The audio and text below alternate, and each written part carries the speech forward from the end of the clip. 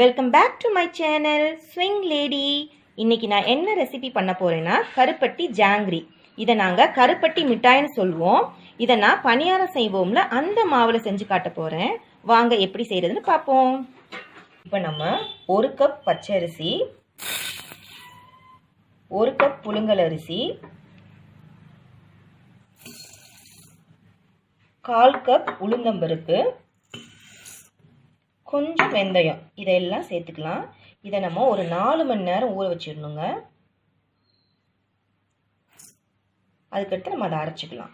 இதுக்கு நம்ம ஃபஸ்ட்டு பனங்கருப்பட்டியை குட்டி குட்டி பீஸாக நம்ம இப்படி தட்டிக்கலாம். அப்போ தான் வேகமாக கரையும். பாத்திரத்தில் கருப்பட்டியை போட்டு வெல்லம் மூழ்கிற அளவு தண்ணி ஊற்றுங்க. இந்த மாதிரி மிக்ஸ் பண்ணிகிட்டே இருங்க, இல்லைன்னா கீழே வந்து கருப்பட்டி வந்து அடி பிடிச்சிரும். கருப்பட்டியில் மண் இருக்கும், அதனால வடிகட்டிடுங்க.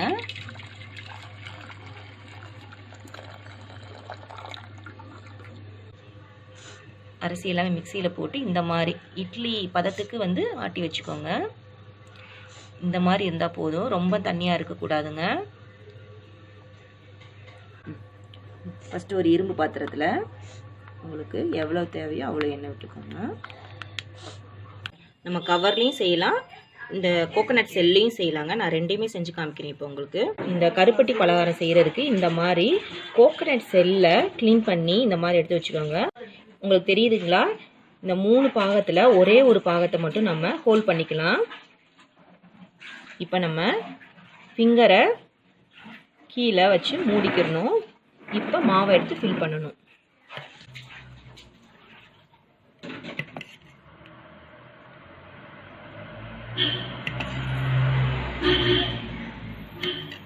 நம்ம ஃபிங்கரை வந்து க்ளோஸ் பண்ணி வச்சுக்கணும். கடாயில் போய் நம்ம சுற்றலாம்.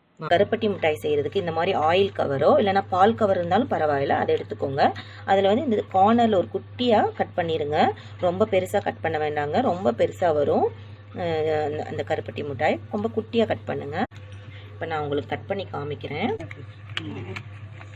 தெரியுங்க உங்களுக்கு, இவ்வளோ சைஸ் இருந்தால் போதும்.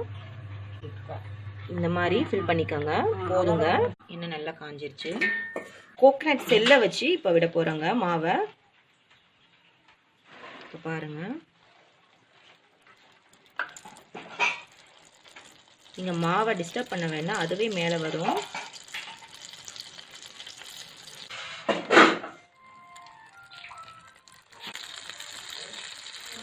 கவரில் ஈஸியாக வந்துச்சுன்னா கவரில் பண்ணுங்கள்.